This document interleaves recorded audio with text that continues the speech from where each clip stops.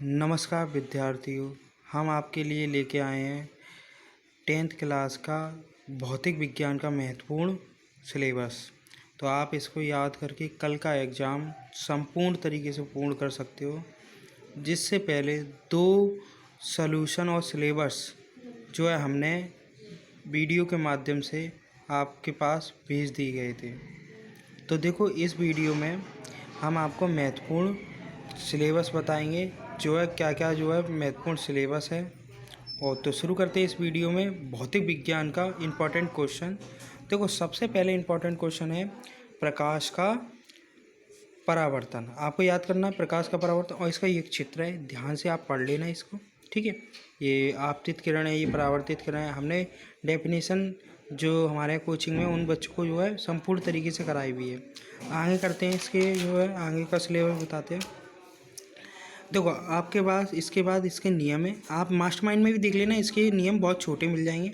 और वास्तविक प्रतिबिंब और आभासी प्रतिबिंब में क्या अंतर होता है, इनको पढ़ना, या आप इसको स्क्रीनशॉट ले सकते हो। देखो, ठीक है, ले लिए स्क्रीनशॉट। और देखो, इसके बाद दर्पण को पढ़ना।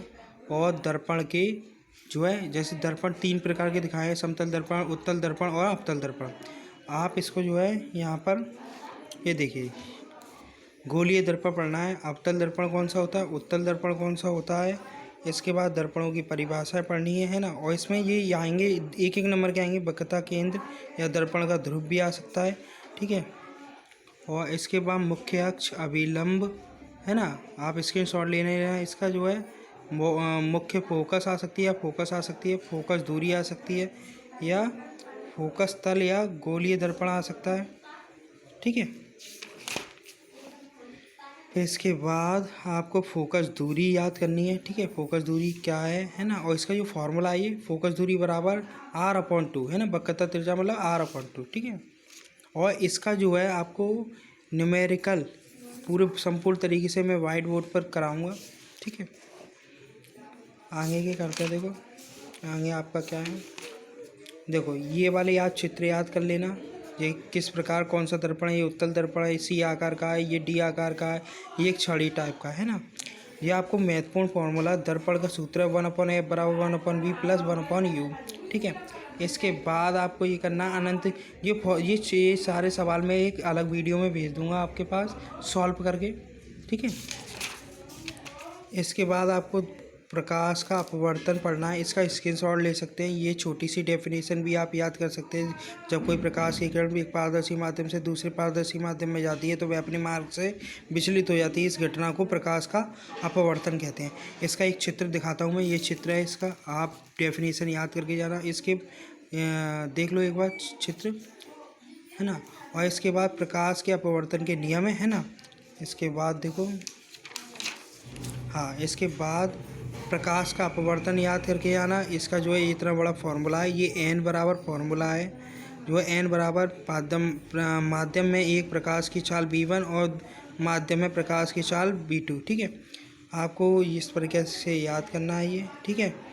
और देखो, ये न्यूमेरिकल तो मैं खुद कराऊंगा, ठीक है। अब आता है देखो लेंस वाला, है ना। लेंस में आपको क्या करना है, लेंसों के से प्रतिबिंब बनना है ना, लेंसों से प्रतिबिंब बनना बताता हूँ। देखो, मास्टरमाइंड में बहुत शॉर्ट दिया है। देखो, लेंसों का एक सूत्र है, आवर्धन का 1/f बराबर 1/v माइनस, उसमें दर्पण वाले में क्या था प्लस, इसमें माइनस है, ठीक है। और एक रेखीय आवर्धन का ये फॉर्मूला तो रह गया, ये तो आपका आएगा ही आएगा, है ना। तो आप याद कर लेना इसको, जो है m बराबर I/O यानी माइनस के v/u, ये फार्मूला है, इसका ध्यान रखना। न्यूमेरिकल भौतिक विज्ञान में जितने आते हैं उतनी थ्योरियाँ आती हैं, ठीक है। तो इसके हिसाब से आप याद करके चलोगे। हाँ, देखिए, ये लेंस का आ गया मानव नेत्र का। तो मानव नेत्र में दर्पण, रक्तक पटल, कॉर्निया, पारिता और पुतली और नेत्र लेंस, इसमें से आपको 2-3 मिल सकते हैं, ठीक है, एमसीक्यू में। और कचाप, रेटिना, पीत बिंदु और अंत बिंदु, चाहें तो आप स्क्रीनशॉट लेकर ध्यान से पढ़ सकते हैं। इनकी छोटी छोटी हेडिंग है। और ये हमारी आँख है, जिसमें सारे ये जो है तंत्रिका दी हैं, ठीक है। वेरी इंपॉर्टेंट 100% आने वाला, 100% आने वाला ये क्वेश्चन है। समंजन क्षमता कितनी होती है? 25 सेंटीमीटर। इसके बाद दूरदृष्टि दोष, दृष्टि दोष है, फिर निकट दृष्टि दोष है ना। निकट दृष्टि दोष के कारण है, इसके निवारण कैसे होता है, इसकी शॉर्ट ले सकते हो आप। देखो मैं साफ तरीके से ये आपके सामने प्रस्तुत कर रहा हूँ। इसके बाद देखो दूरदृष्टि दोष है, इसके कारण है, इसके निवारण है, आप पढ़ सकते हो। कोचिंग में होते तो आपको डिटेल में ये पढ़ाया होता अब तक। जरा दूरदृष्टिता, अबिंदुकता है ना, और वर्णाधनता यानी वर्णाधार दृष्टि दोष। ठीक है, जो है जैसे कलरों को में अंतर पाया जाता है ना वो।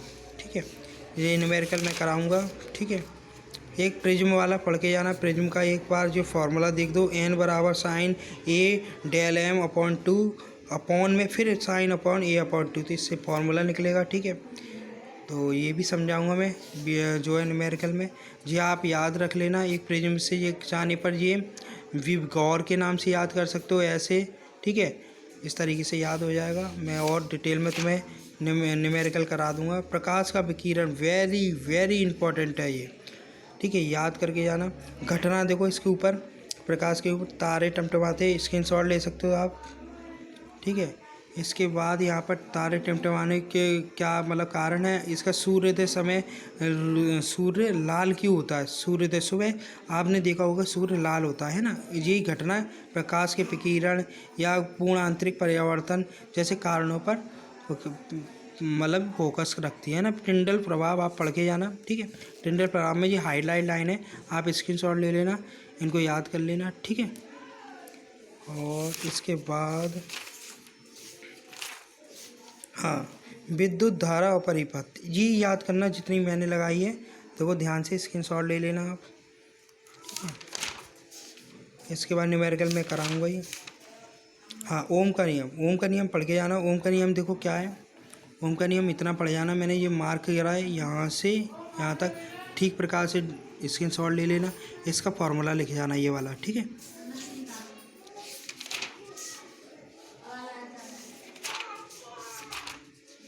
देखो ये इस तरीके की सवाल है, ये मैं कराऊंगा। ठीक है, ठीक है। विद्युत धारा का तापीय प्रभाव आएगा, इसको एक बार थोड़ा सा स्क्रीनशॉट ले लेना। ठीक है, इसके बाद देखो विद्युत शक्ति वाला आएगा। ठीक है, प्रेस वाला आ सकता है, बड़ी में आ सकता है। देखो इसमें,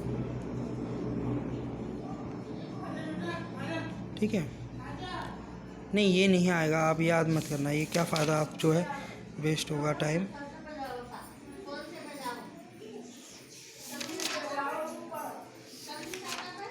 ठीक है, इसमें इतना ही है। इसके बाद विद्युत चुम्बकीय रेखाएं आप स्क्रीनशॉट ले लेना इसके अच्छे तरीके से। चुम्बक जरूर आएगी, प्राकृतिक चुम्बक, एक कृत्रिम चुम्बक, जरूर याद करके जाना। ठीक है, स्क्रीनशॉट ले लेना। चुम्बक के गुण भी याद कर जाना। ठीक है, ये चुम्बक का जो है एक चित्र है ये। ठीक है,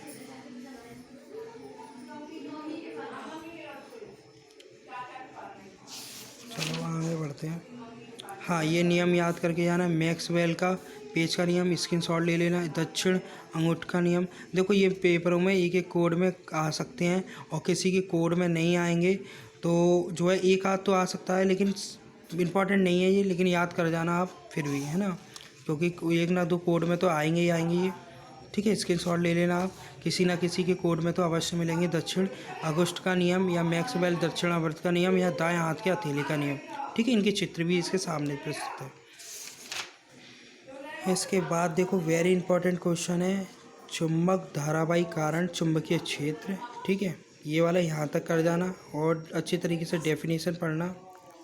ठीक है, इसके बाद आपका प्लेमिंग के दाएं हाथ का नियम या दाएं हाथ की हथेली का नियम, स्क्रीनशॉट ले सकते हो आप।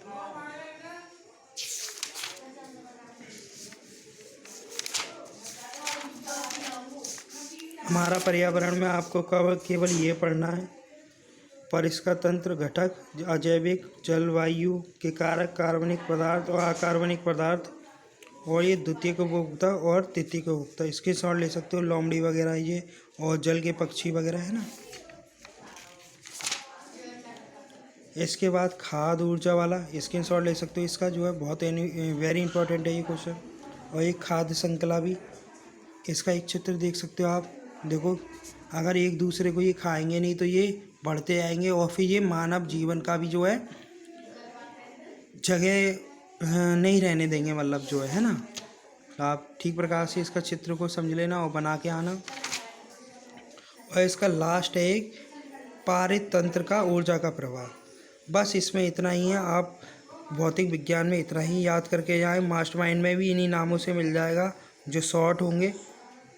और आपका कल का पेपर सर्वश्रेष्ठ हो, ऐसी हमारी आशा है। धन्यवाद। फिर मिलेंगे एक नई वीडियो में। नमस्कार।